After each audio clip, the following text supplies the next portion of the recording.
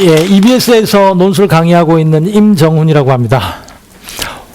오늘 제가 학부모님들께 좀 드리고 싶은 말씀은 논술 공부를 해야 한다면 이제 어떤 방식으로 공부를 해야 되는지, 어떻게 공부를 하면 그나마 어렵고 힘든 공부를 좀 효율적으로 할 수 있을지, 예, 그거에 관해서 말씀을 좀 드리겠습니다.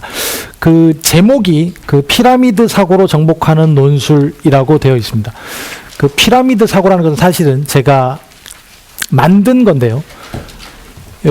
논술이라는 게 초등, 중등, 고등, 대학까지 다 이렇게 연결된다고 할 수 있지만, 제가 주로 말씀드리고 싶은 부분은 고등학교 입시 논술과 관련된 겁니다. 즉, 대학을 가기 위한 수단 중에 하나로서 수시 논술 전형을 뚫기 위한, 물론 기본적으로는 논술 전형, 논술 공부를 잘한다는 건 논리적인 사고가 뒷받침이 돼야 됩니다. 즉, 논리적 사고를 키우는 게 맞습니다.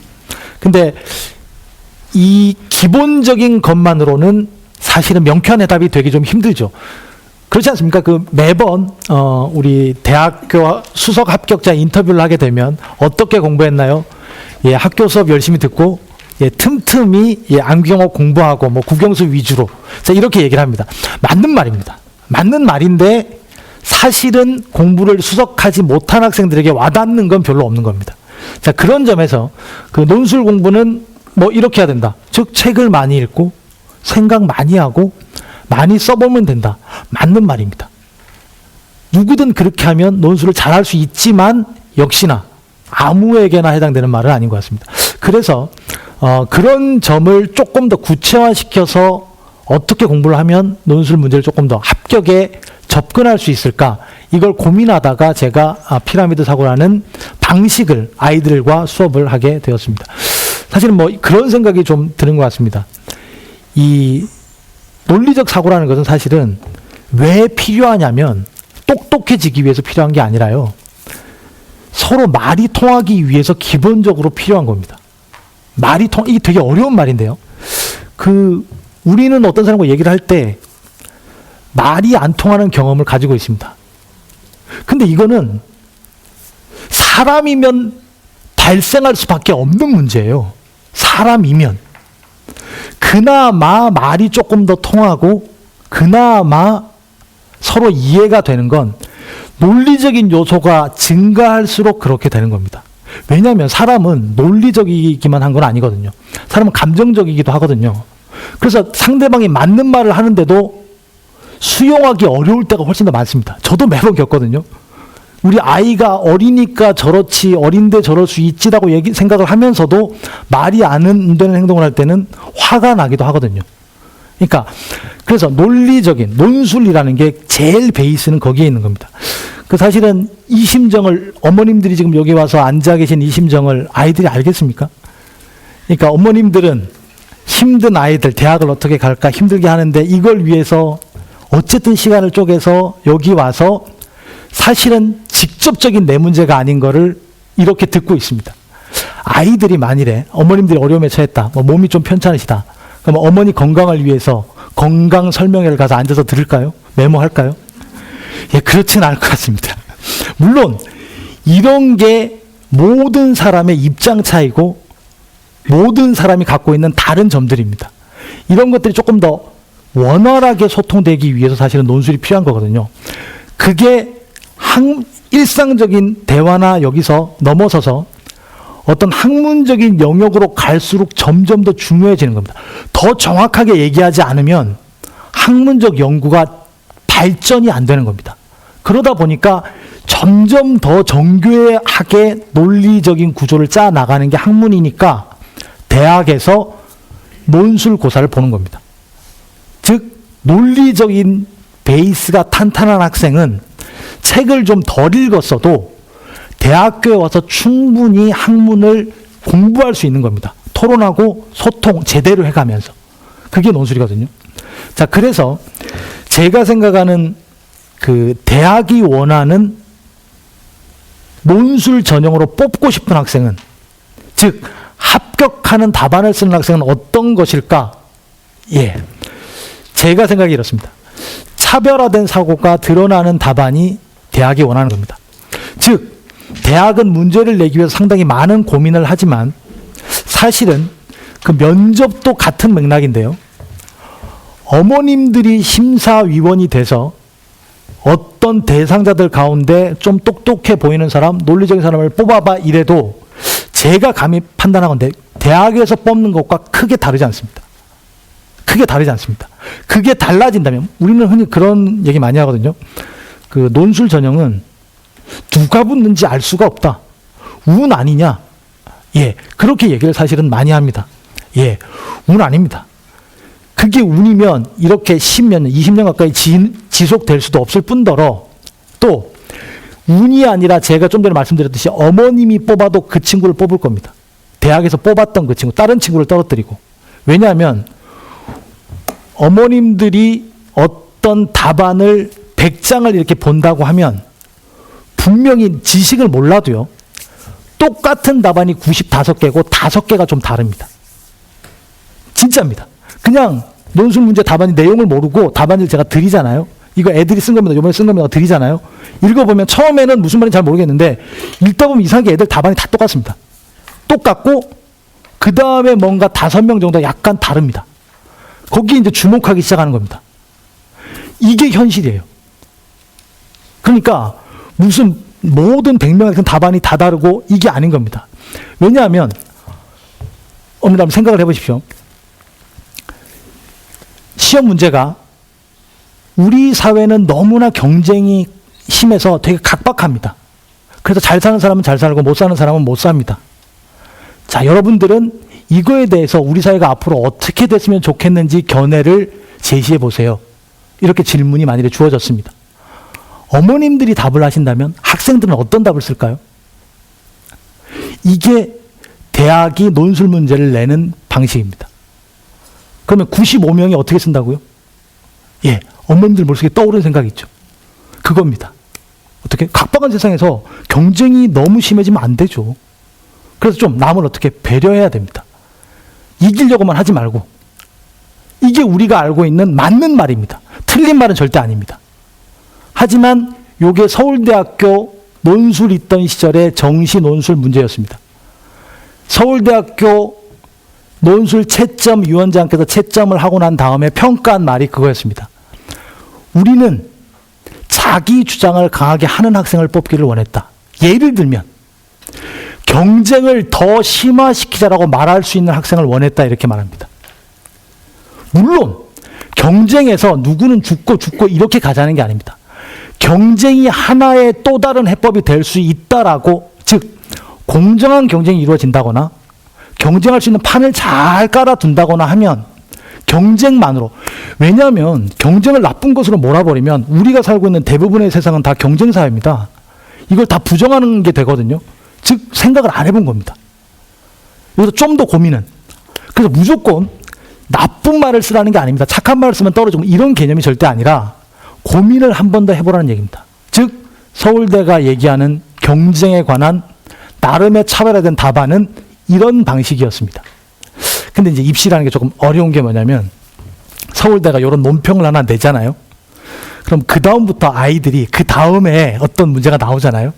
그럼 아이들은 갑자기 나쁜 말을 쓰기 시작합니다. 그러니까 이상한 말을 쓰기 시작합니다. 그러니까 본질은 그게 아닙니다. 선택은 그걸 하되 고민이 들어가야 됩니다. 경쟁이 왜 좋을 수 있는지를 교수님이 봤을 때, 아, 그럴 수도 있겠구나. 경쟁을 좀 해도 좋은 사회가 될 수 있겠구나 라고 어느 정도 끄덕이게 만들어줘야 합니다. 근데 그건 안 되면서 이상한 소리를 쓰면 더 나쁜 답안이 될 수도 있습니다. 그러니까 결국 중요한 게 뭐냐면, 예, 익숙한 사고를 좀 벗어나야 됩니다. 항상 머릿속에 떠오르는 것을 벗어나야 됩니다. 근데 벗어나는 데서 끝나서는 안 됩니다. 벗어난 다음에 그 다음에 그러면 왜 일상적이지 않고 좀 다른 생각인데 이게 왜 좋은 생각이지를 설득을 좀 시켜줘야 됩니다. 야, 이렇게 생각해 볼 수도 있지 않겠어? 왜냐하면 이러니까 요게 지금 제가 말씀드리는 게 입시 논술입니다. 이게 그냥 어떤 동떨어진 좋은 말이 아니라 지금 생각을 해보십시오. 제가 좀 전에 예로 들었던 게 경쟁사회입니다. 그러면 우리는 수험생이 논술 공부를 한다고 했을 때 책상 앞에 앉아서 책을 읽거나 문제를 풀거나 쓰거나 해야지 논술 공부를 한다고 보통 상상합니다. 근데 제가 지금 던진 질문은 아이들이 문제만 보면 하루 종일 한 달, 두 달 생각할 수 있습니다. 언제 어디서든. 제가 생각하는 논술 공부는 그겁니다. 근데 사실 이게 쉽지 않거든요. 경쟁 문제 우리 사회가 어떻게 될까 이걸 가지고 우리 청소년 아이들이 진지하게 고민하기는 쉽지 않습니다. 그래서 필요한 게 친구들과의 모임입니다. 친구들과 요런 관계, 즉 논술을 하겠다는 친구들이 모여서 요런 주제를 생각해 볼 수 있는 기회를 자꾸 가져야 합니다. 물론 아이들은 쉽게 진지해지지 않습니다. 하지만 안 하는 것보다 한 번 더 생각하게 됩니다. 여기다가 자기 목표 대학에 대한 절박함이 이렇게 믹스가 되면 훨씬 더 시너지를 발휘할 수 있습니다. 그래서 제일 많은 고민 중에 하나 그거거든요. 논술 괜히 한다고 했다가 시간도 뺏기고 수능도 괜히 좀 망치고 이것도 저것도 아니래서 올해 입시를 망치는 게 아닌가가 가장 걱정거리 중에 하나입니다. 근데 논술은 시간을 기대하는 우리가 결과에 비해서 그렇게 많이 쓰지도 않을 뿐더러 쓴다고 해도 수능 공부 시간과 그다지 겹치지 않을 수 있습니다.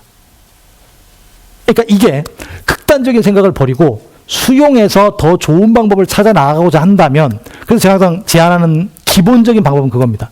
아침에 아이들이 등교를 하잖아요. 그리고 나중에 하교를 하잖아요. 왔다 갔다 하는 시간들이 있습니다. 또 학교에서 쉬는 시간, 점심시간 뭐 이런 시간들이 있습니다. 놀기도 해야겠죠. 하지만 기본적으로 내가 하루 종일 생각해 볼 수 있는 것들 하나의 명제 정도, 화제 정도를 아침에 담고 나가는 겁니다. 몇 분 안 걸립니다. 담고, 또는 짤막한 글, 논술 문제는 여러 가지 글들로 이루어지거든요. 짤막한 글 하나를 읽고 나가는 겁니다. 당장 쓰고 뭐 문제를 풀고 개념이 아니라 나라면 저기 써 있는 저런 생각에 대해서 어떻게 생각할까를 하루 종일 고민해 보는 겁니다. 논술에서 운이 작동한다는 건 주어진 2시간 안에 2,000자 정도의 글을 써야 되는데 배경 지식을 공부해서 그걸 맞추는 것은 제가 보기에 0%입니다.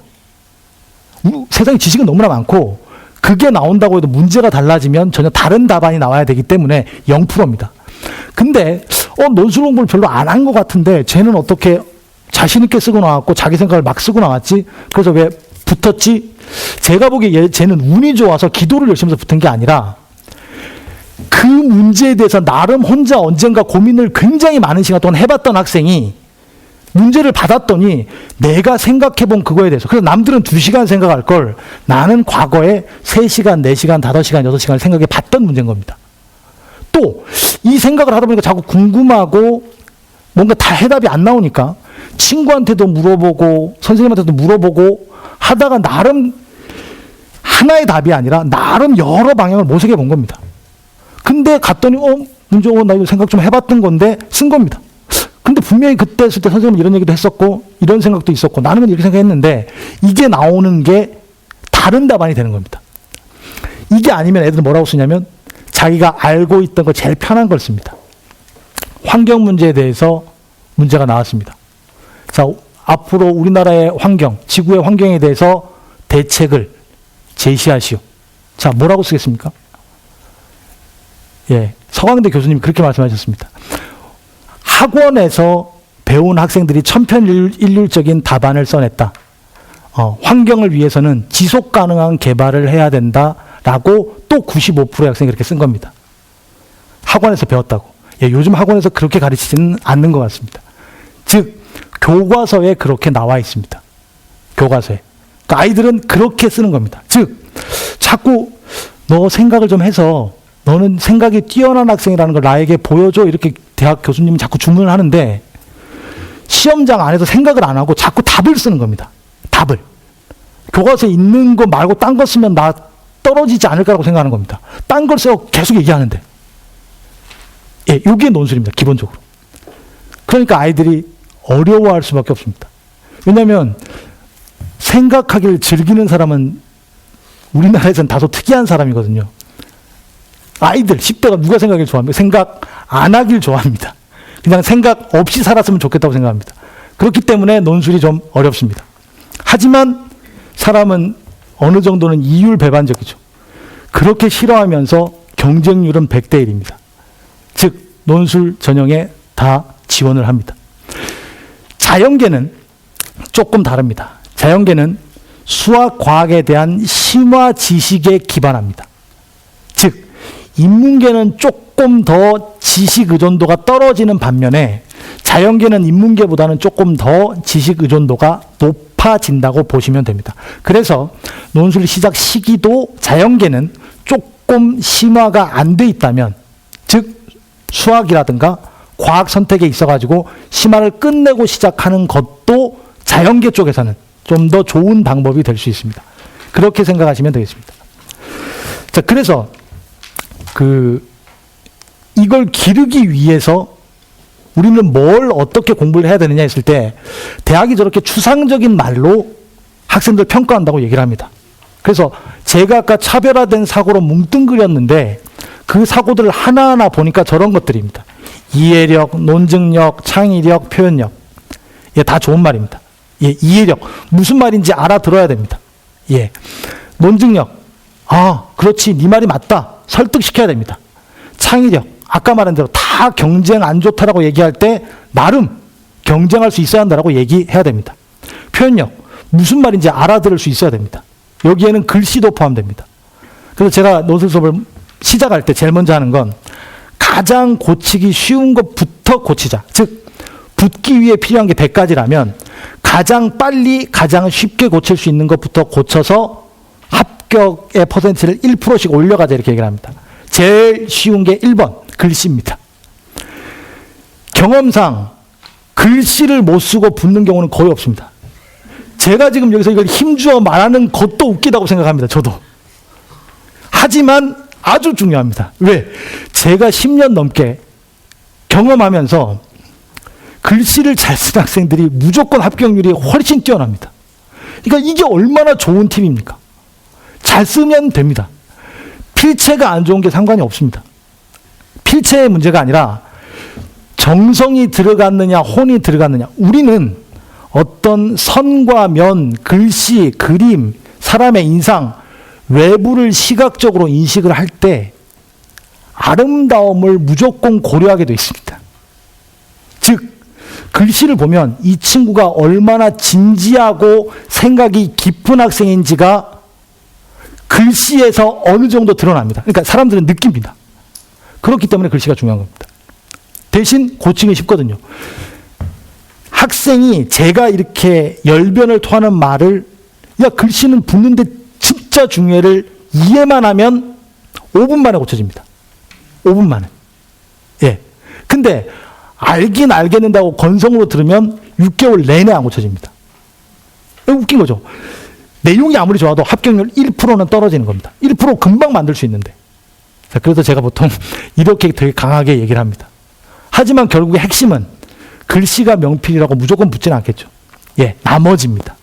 그럼 여기서 우리가 그냥 잘은 모르지만 조금 더 중요한 게 뭐냐 했을 때 이해력은 우리가 국어 시간에 학생들이 독해력이라고 얘기하듯이 무슨 말인지 다 하는 능력을 많이 하기 때문에 나중에 가면 이해력은 큰 차이가 나지 않습니다. 물론 이해력이 중요하긴 하지만 큰 차이가 나지는 않습니다. 창의력은 어렵기 때문에 큰 차이가 나지 않습니다. 즉 누구도 생각 못했던 답을 낼 수 있는 고등학생은 거의 없습니다. 왜냐하면 논술 문제에서 주어지는 질문들은 인류의 천재들이 고민했던 문제들입니다. 근데 그 천재들도 답을 쉽사리 내지 못했던 문제들입니다. 빈부격차를 어떻게 해결하겠습니까? 예, 어렵습니다. 어렵습니다. 고등학생이 그걸 창의적으로 해결하기 어렵습니다.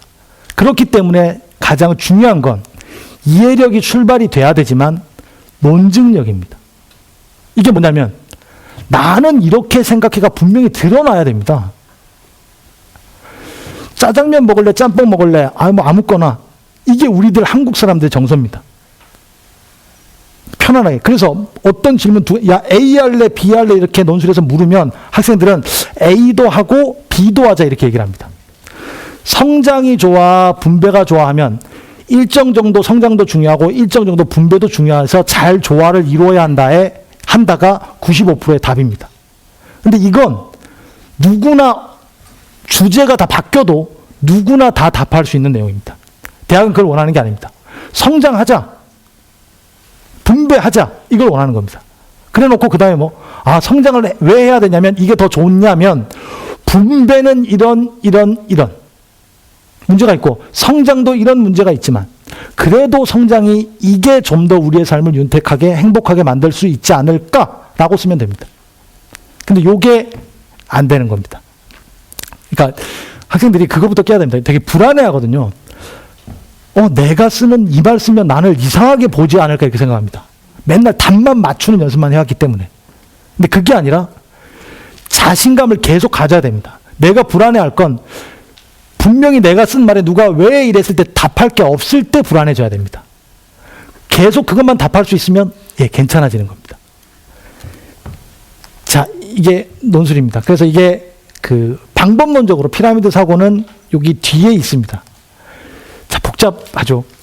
우리나라 논술 문제가 저렇게 구성되어 있습니다. 나중에 보시면 알겠지만 저게 뭐냐면 항상 대학 교수님은 묻고 싶은 질문이 있습니다.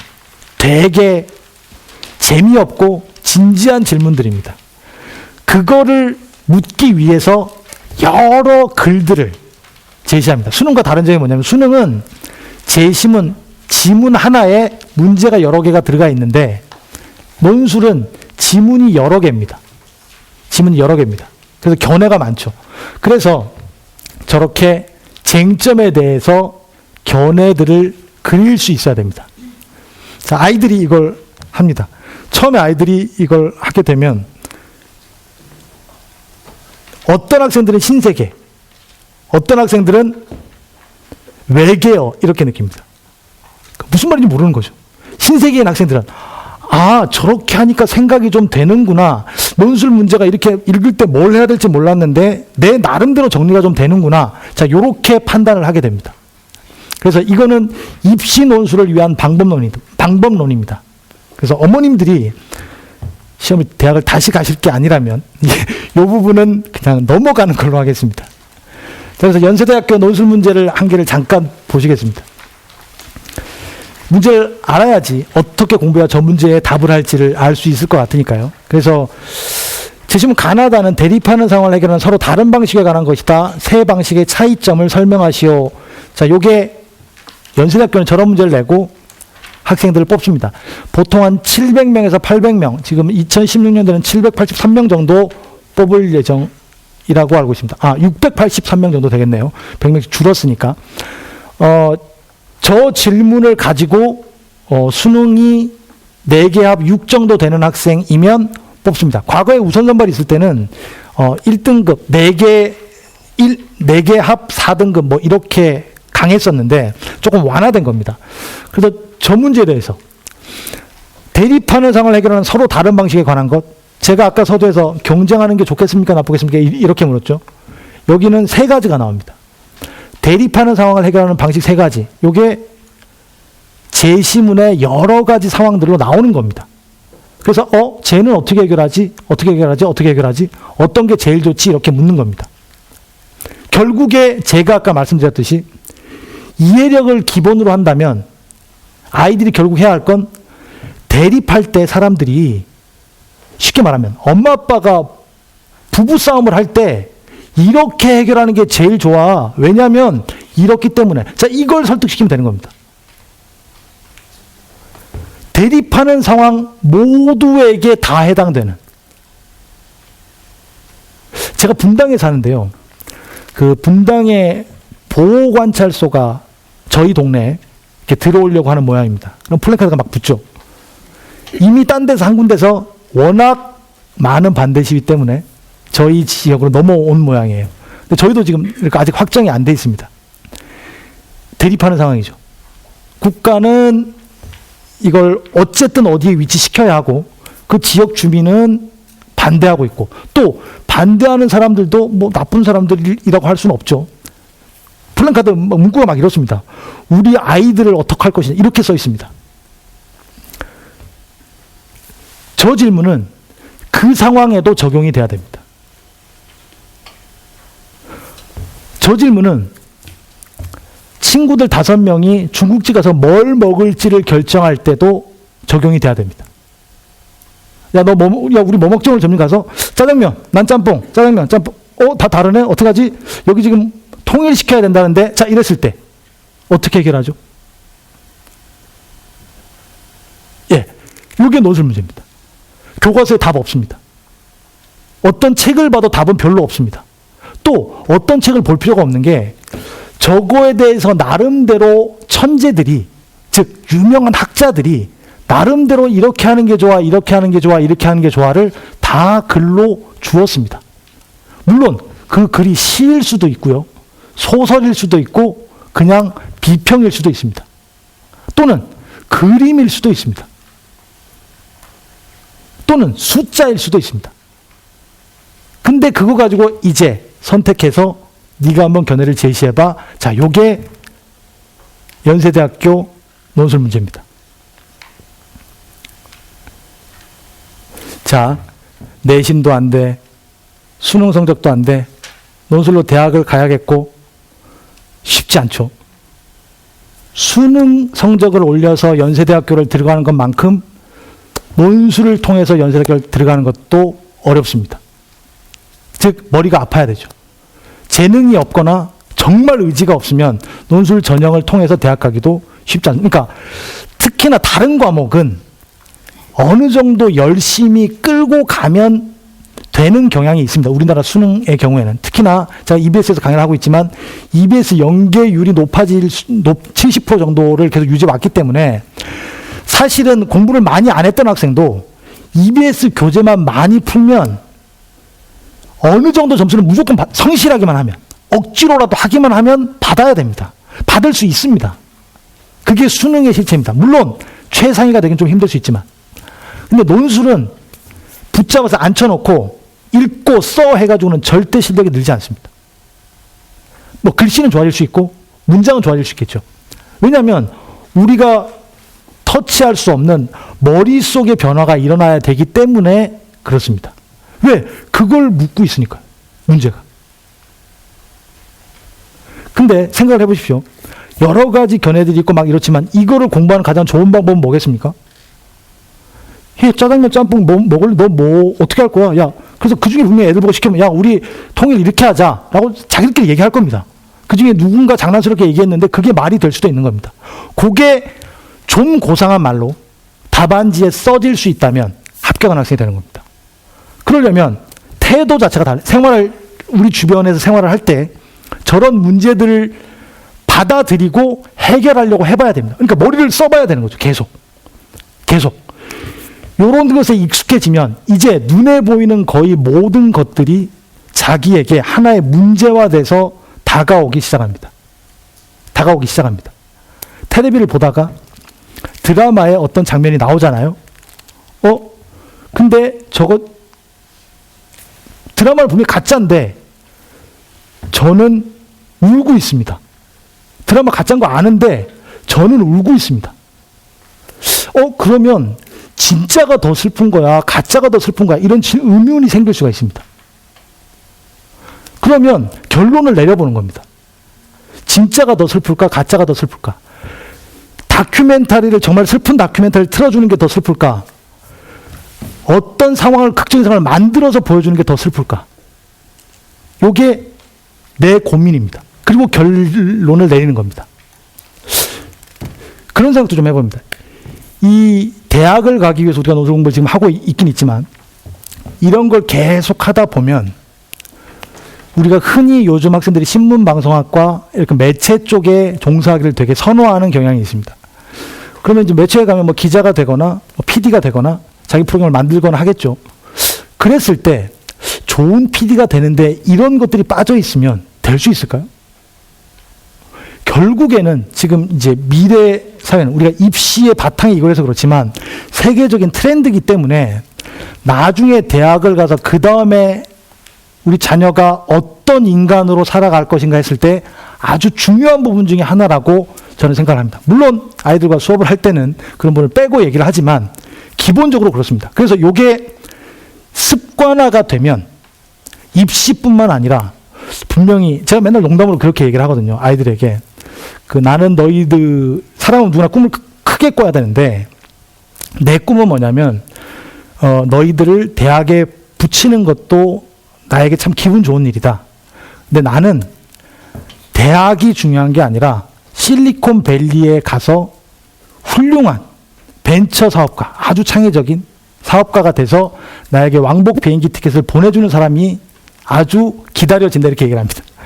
즉 네가 배우는 것은 나는 지금 지식, 이 책에 있는 내용을 그대로 전달하는 게 아니라 생각을 계속하는 습관, 연습, 이게 아닐까. 물론 우리는 지겹게 기출문제를 풀고 하지만 그 베이스에는 요게 깔려 있다 이렇게 얘기를 합니다. 그러니까 논술 공부는 기출문제의 본질을 안다면 무식한 방법으로 공부하는 게 아닙니다. 다소 어렵지만 머리를 돌리는 방식으로 공부를 해야 됩니다. 그래서 이게 지금은 제가 하는 방법론 중에 하나가 분석입니다. 분석. 4가지를 가르치는데요. 제가 분석, 해석, 논증, 평가 이 4가지를 가르칩니다. 아이들이 그런 얘기 많이 합니다. 너무 추상적이에요. 분석이라는 단어가 이게 어마어마하죠. 분석이라는 단어를 공부한다는 것 자체가 말이 안 되는 겁니다. 근데 우리 그렇게 생각할 수 있습니다. 분석은 언제 어느 순간에나 아주 기본적인 겁니다. 대학에 우리 아이가 합격했으면 좋겠죠. 맞는 말입니다. 그죠? 근데 분석을 하면 전혀 다른 답이 2가지가 나옵니다. 대학을 분석하면요.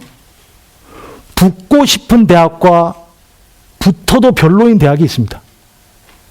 그러면 대학에 합격했다고 반드시 좋은 것만은 아니라는 답이 나옵니다. 앞에 뭐가 붙으면요? 원하지 않는 대학의 합격은 좋지 않은 겁니다. 자, 되게 웃기죠? 분석이라는 게 이런 겁니다. 원래는 대충 맞는 말인데 분석을 하면 좀 다른 얘기가 자꾸 생성이 되는 겁니다. 이게 뭐냐면 제가 앞서 말씀드렸듯이 아이들이 똑같은 답을 하는데 분석을 한 단계 거치면 남과 좀 다른 답을 할 가능성이 점점 커지는 겁니다. 어렵나요? 요걸 고등학교 수준이 되면, 고3 수준이 되면 받아들이기 시작합니다. 받아들이고, 요게 그러면 논술 문제를 이렇게 봤을 때, 아까 대립하는 상황을 해결하는 방식에 어떤 게 가장 좋을까요? 이렇게 물었을 때 아이들이 뭘 하기 시작하냐면, 대립하는 상황이 어떤 대립하는 상황이냐, 이렇게 생각해 보기 시작합니다. 이런 대립이 있고, 즉, 감정적인 대립이 있을 수 있고, 이성적인 의견 대립이 있을 수 있습니다. 친구 간의 대립이 있을 수 있고 정부와 국가, 집단 간의 대립이 있을 수 있습니다. 해결 방법은 달라지는 거죠. 문제가 아까 제가 말씀드렸던 보호관찰소처럼 집단 간의 대립의 문제라면 해결 방법이 A, B, C가 있다면 A가 제일 좋을 수도 있고요. 부부 간의 대립 상황을 해결하는 문제라면 C가 제일 좋을 수도 있습니다. 원래는 대립하는 상황은 B가 제일 좋았는데 개인의 문제는 A, 집단의 문제는 C. 이렇게 달라지는 겁니다. 어렵죠? 자, 요게 제가 생각하는. 그래서 아이들이 뭘 해보면 되냐면 누가 질문을 던졌다 분석해 보시면 됩니다. 아이들이 연습하는 겁니다. 계속 훈련하는 겁니다. 시간의 의미에 대해서 논하시오. 막막합니다. 분석해 보면 시간은 이런 시간도 있고 저런 시간도 있습니다. 그러면 답이 좀 달라집니다. 시간은 되게 소중한 것이다. 시간은 지켜야 한다. 이게 일반적인 답입니다. 근데 시간은 정확히 지켜야 되는 시간도 있지만 지킬 수 없는 시간도 있습니다. 시간은 누구에게나 다 공평하지만 똑같지만 다르기도 합니다. 노는 시간과 공부하는 시간은 다르게 흘러갑니다. 자, 요게 분석입니다. 요게. 하나를 해보고 나면 문학의 특성이 무엇인지 서술하시오. 이런 식의 훈련을 하게 되는 겁니다. 요게 제가 논술 수업에서 말하는 사고 원리입니다. 질문이 딱 주어졌을 때 뭐라고 답해야 할지 잘 모르겠다. 그러면 뭘 해야 되냐면 분석부터 해보자. 예, 그러면 쪼개보면 됩니다. 무엇과 무엇으로. 문학은 특성은 무엇과 무엇으로. 자, 해석. 요건 이제 좀 다른 거. 자, 고등학생들이 지금 분석, 제가 4가지만 가르친다고 얘기를 했죠. 요 해석은 그런 겁니다. 맥도날드에서 쓰레기 치우고 가야 하나? 이걸 가지고 학생을 뽑는다고 어머님들이 누군가를 선발한다고 생각을 해보십시오. 그럼 여기서 답하기가 쉽지 않습니다. 그럼 뭘 해야 된다? 해석을 해보는 겁니다. 해석한다는 게 뭐지? 예. 맥도날드에서 쓰레기 치우고 가야 하나 저거를 다른 상황, 제가 아까 말씀드렸던 것 중에 그게 있었죠. 그 보호관찰소에서의 대립과 부부 사이의 대립도 다 해결할 수 있어야 된다 얘기를 했죠. 아까 대립하는 상황에서. 맥도날드에 쓰레기 치우고 가는 문제가 다른 유사한 상황도 있을 수 있는 겁니다. 그거에 대한 일반적인 답을 내는 겁니다. 즉 저걸 좀 일반화시키는 게 해석입니다. 자, 구체적인 건 넘어가도록 하겠습니다. 자, 평가. 이땡 씨는 훌륭한 가수다를 평가하시오. 자, 앞에 부분은 분석과 해석은 제가 아까 말씀드렸던 대로 이해를 잘하기 위한 부분입니다. 근데 평가는 이제 내 견해 가장 중요한 부분입니다. 이거는 우리가 일상생활에서 가장 많이 하죠. 어떤 얘기를 했을 때 누구 어때? 누구는 노래 잘해 못해? 자, 이렇게 얘기를 많이 합니다. 이걸 가지고 누가 더 설득력 있는 말을 하느냐, 요게 평가입니다. 평가. 이 평가는 복잡하게 말씀을 드리면 분석과 연관 지어서 평가가 시작됩니다. 즉 훌륭하다고 평가하는 친구는 가수가 어때야지 좋은 가수라고 생각하는 거고, 훌륭하지 않다고 생각하는 친구는 가수가 어때야지 때문에 다른 겁니다. 즉 머릿속에 가수에 대해서 서로 다른 이런 가수가 있기 때문에 다른 견해가 나타나는 겁니다. 어렵죠? 자, 요게 제가 생각하는 논술로 대학을 가기 위해서 키워야 하는 능력입니다. 요게 제가 예만 들어드리는 겁니다. 예만. 예, 그래서 이게 논증과 관련해 가지고 대학이 미래의 성공에 큰 영향을 미친다를 논증하시오를 같이 한번 생각을 잠깐 해보겠습니다. 그 아이들이 그렇게 얘기할 겁니다.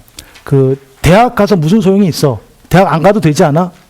라고 얘기했을 때 어머님들이 대학이 네 미래의 성공에 큰 영향을 미칠 거야를 설득시킬 수 있으면 감정적으로 싸우지 않고 논리적 대응이 가능해지겠죠. 즉 이게 논증의 실력을 키우는 방법입니다. 자, 그러면 대학이 미래의 성공에 큰 영향을 미쳤을 때 우리는 보통 생각의 방법을 배우지 않으면 머릿속에 떠오르는 것들만 이렇게 나열하게 되어 있습니다. 왜냐하면 어떤 식으로 보통 얘기가 이루어지냐면 대학 안 가도 되잖아. 야, 너 저 사람 봐, 저 사람 봐, 저 사람 봐. 다 좋은 대학 나왔지. 그래서 잘 됐지. 이렇게 얘기합니다. 맞죠? 근데 요것도 하나의 논증하는 방법입니다. 즉 예를 드는 것도 가능하거든요. 근데 여기서 이 예는 아주 취약한 구조를 가지고 있습니다. 자, 저 사람 봐. 좋은 대학 나와서 저렇게 해서 훌륭한 사람 됐지. 아들이 혹은 딸이 저 사람 봐. 대학 안 나왔는데 저렇게 됐잖아 하는 순간 나는 할 말이 없어지고 맙니다. 기본적으로. 그렇기 때문에 예를 드는 논증 방식도 의미가 있지만 다른 것을 고민할 필요가 있는 겁니다. 요게 좀 더 논리적으로 따져보면 그런 겁니다. 제가 앞서서 개념에 대한 분석 이런 걸 말씀을 드렸죠. 성공을 어떤 성공도 있고 어떤 성공도 있고 어떤 성공도 있고, 그래서 어떤 영향도 있고 어떤 영향도 있고 어떤 영향도 있다 라고 먼저 생각해 보시는 겁니다. 그리고 여기서 한 가지, 그래서 대학만이 이 성공 요소를 가지고 있기 때문에 대학을 가야 되라고 잡는 겁니다. 자, 좀 어렵죠. 근데 요게 논증하는 방법입니다. 즉, 대학이 성공에 큰 영향을 미쳐 이랬을 때 성공의 큰 부분에서 하나의 요소를 선택해서 대학만이 요걸 가지고 있어 이렇게 얘기를 하게 되면 요게 논증이 성공하는 겁니다. 자, 그랬을 때 성공을 뭘로 잡으면 대학을 꼭 가야 하는 이유가 될 것 같습니까? 대학에서만 얻을 수 있는 게, 대학을 안 간 사람은 얻을 수 없고 대학을 간 사람은 얻을 수 있는 게 뭐가 있겠습니까? 그거를 생각해 보시면 됩니다. 물론 학벌이라는 타이틀이 있겠죠. 자, 근데 기본적으로 우리 일상적으로 얘기할 때 그런 것들이 있습니다. 사람이 성공하기 위해서는 개인이 혼자 똑똑하면 성공할 수 있습니까? 그렇지 않습니다. 즉, 물론 부모님 재산 많으면 좋습니다. 그것도 성공할 수 있는 부분입니다. 하지만 우리는 성공을 얘기할 때 보통 다른 사람과의 관계를 얘기를 많이 합니다. 즉, 좋은 네트워크, 좋은 사람들을 많이 알고 있다면 성공의 가능성은 점점 더 높아지는 겁니다. 자, 그랬을 때 우리에게 대학은 학문을 전달해 주는 장소이기도 하지만 훌륭한 친구들과 만남의 장이 되기도 합니다. 같은 전공에, 같은 분야에 다양한 계층의 다양한 사람들이 어우러지는 곳이, 거기서 학문을 연구하는 곳이 대학입니다. 그렇기 때문에 대학을 가면 네가 훌륭한 인간관계, 많은 사람을 만날 수 있기 때문에 성공할 수 있는 가능성이 조금 더 높아진다고 할 수 있다라고 얘기해 줄 수 있는 겁니다. 즉, 그러면 상대방이 저런 식이구나. 요게 논증의 구조기 때문에 원리를 배우면 다른 쪽으로도 가능해지는 겁니다. 지금 여기서 대학이 미래의 성공에 큰 영향을 미친다라고 연습을 해봤는데요. 임정훈이라는 사람은 훌륭한 논술 강사다를 논증하세요 해도 똑같은 겁니다. 훌륭한 논술 강사는 뭐가 있고 뭐가 있고 뭐가 있는데 이 사람은 이걸 가지고 있다, 이렇게 얘기하면 똑같은 겁니다. 대학은 성공은 이런 성공, 이런 성공, 이런 성공이 있는데 대학은 이걸 가지고 있다, 똑같은 겁니다. 요게 논증의 방법을 배우는 겁니다. 제가 지금까지 말씀드린 게 다소 복잡하고 전문적인 얘기를 좀 드렸습니다. 즉, 그 어머님들께서 우리 아이들이 어떤 식의 공부를 어떻게 해야 되는지 잠시나마 느끼시라고 말씀을 드린 겁니다. 즉, 논술 전형을 선택 안 하는 것도 문제가 있지만 논술 전형에 많은 환상을 갖는 것도 문제가 있다고 생각합니다. 논술 전형에 대해서. 즉, 특히나 제가 그 특성을 모르는 게 아닌데요. 3학년이 되는 순간 논술 전형을 고민을 안 할 수가 없습니다. 그리고 매번 드는 생각은, 사람은 항상 단호하지 못하기 때문에 고민은 계속 드는데 자꾸 시기가 늦어진 것 같습니다. 그래서 매번 그렇습니다. 논술 해야 되는데 시간이 되나? 안 되는 것 같아. 그럼 그래서 미루다가 다시 해야 돼. 3월이든 4월이든 5월이든 6월이든 학생부 전형을 쓸 수 없다면 논술 전형을 무조건 하는 게 맞습니다. 왜냐하면 수시를 안 하는 건 정시의 문이 너무나 좁고, 주변 경험을 통해서 아시겠지만 수능 당일날 수능 성적은 정말 예상처럼 나오지 않습니다. 정말 예상처럼 나오지 않습니다. 물론 동일한 성과, 자기 원래 평소 실력이 나오는 학생도 있고 더 잘 나오는 학생도 존재합니다. 근데 시험이라는 것 특성 자체가 한 번이기 때문에 한 해의 입시의 성공을 위해서라면 가장 중요한 건 기회를 많이 갖는 겁니다. 그래서 수시 6번의 기회, 정시 3번의 기회, 정시는 가, 나, 다, 군 3번 쓸 수 있죠. 요것들을 포기하실 필요가 전혀 없는 겁니다. 즉 9번의 기회를 최대한 활용하셔야 됩니다. 그랬을 때 논술 공부는, 그래도 정리를 하면 그렇습니다. 일단 시기적인 문제와 자기 자신의 자격에 대한 문제는 고등학교 3학년이라면 일단 버려두고, 학생부 교과, 학생부 종합전형을 쓸 학생들이 아니라면 논술 전형을 하는 게 맞습니다. 어느 시기든 누구든 맞습니다. 시작을 하면 공부를 어떻게 하느냐? 기본적으로 고등학교 3학년이라면 기출 문제부터 보셔야 됩니다. 기출 문제가 뭔지를 알아야 그 다음에 뭘 할지가 나옵니다. 그래서 무조건 아무 그거 없이 여태까지 자기들이 해왔던 공부가 다르기 때문에 무조건 풀어보게 하십시오. 시간을 딱 재서 써보게 하십시오. 보통 2시간이거든요. 2시간에 2,000자인데 어디까지 할 수 있는지 그냥 써보게 하십시오. 그리고 나서 해야 될 건 이제 EBS로 오시면 됩니다. 즉 제일 많이 갖는 불안이 그런 거거든요. EBS보다는 학원이 더 훌륭하고 뛰어나지 않느냐, 옆에서 첨삭을 반드시 받아야 되지 않느냐, 이런 말씀을 많이 하십니다. 물론 맞습니다. 또 자본주의 사회에서 비용이 커지면 커질수록 효과가 좀 더 좋아지는 것도 어느 정도 사실입니다. 근데 경제학원에 그게 있죠. 한계 효용 체감의 법칙이라는 게 있습니다.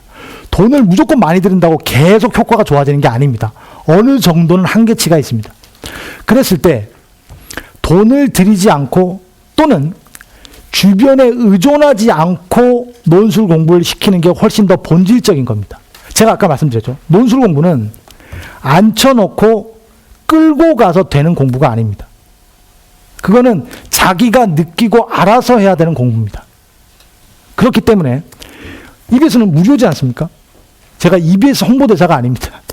근데 무료기 때문에 제 강의뿐만 아니라 훌륭한 선생님들이, 저도 사교육에 몸담고 있지만 그 선생님들이 다 EBS 와서 강의를 하십니다. 그 말은 학원을 가도 특별한 게 없을 수 있다는 얘기입니다. 그렇기 때문에 굳이 그런 거에 대해서 불만을 가지실 이유가 없습니다. 불안해하실 필요가 없습니다.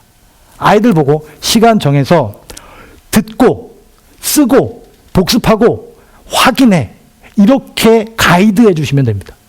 가이드해 주시면 됩니다. 그래서 어머님들이 흔들리시지 않는 게 가장 중요합니다. 입시에 있어가지고는 논술을 할 것이냐 말 것이냐를 먼저 정하고 난 다음에 하기로 했다면 제일 중요한 건 그겁니다. 하는 게 중요한 겁니다. 제가 느끼고 있는 것 중에 그런 게 있습니다. 공부를 잘하는 학생이 갖춰야 할 가장 중요한 덕목은 비효율을 이겨내는 힘입니다. 말이 조금 어려운데요. 이게 무슨 말이냐면, 학생들은 효율적이지 않은 것을 나름 머리가 좋으면 좋을수록 자꾸 요리조리 빠져나가길 원합니다. 공부를 할 때 가장 좋은 방식대로 최단 시간 내에 효율적으로 하고 싶어 합니다. 사람은 그걸 찾을 수 없습니다. 제가 살아온 경험에 의하면. 공부를 잘하는 학생은 뭐냐면 무식하고 아주 사소한 것에 신경 쓰면서 계속 불안해하는 학생이 공부를 잘합니다. 그게 습관이 된 학생이 공부를 잘합니다. 그러니까 비효율을 참아야 됩니다. 1시간 동안 공부하는데 집중이 안 돼. 그럼 잠깐 게임 시원하게 하고 이제 깔끔하게 끝내고 공부해야지. 그 다음 공부 안 됩니다. 공부 안 돼도 꾸역꾸역 앉아 있다가 보면 어느 정도 집중도 하게 되고 공부에 쏟는 시간 자체가 점점 늘어나게 되는 겁니다. 그래서 그거를 깨달아야 됩니다. 비효율을 이기는 힘, 그게 공부를 잘하는 비결이다. 그래서 머리 쓰려고 하지 말고, 이건 논술과 좀 다른 얘기인데, 태도에 관련된 얘기인데 그렇습니다.